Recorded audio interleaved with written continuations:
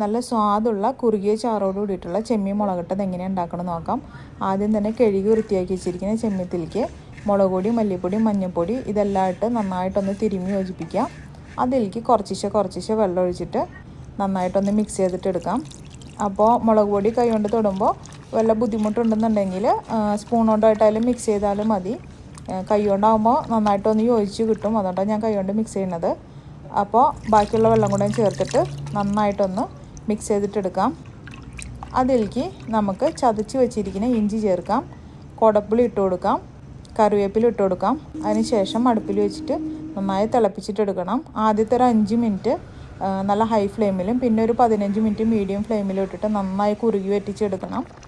അതിന് ശേഷം കുറച്ച് വെളിച്ചെണ്ണ ഒഴിച്ചിട്ട് നന്നായി ഒന്ന് ചുറ്റിച്ചെടുക്കാം. അപ്പോൾ നമ്മളെ ചെമ്മീൻ മുളകിട്ടത് റെഡിയായി.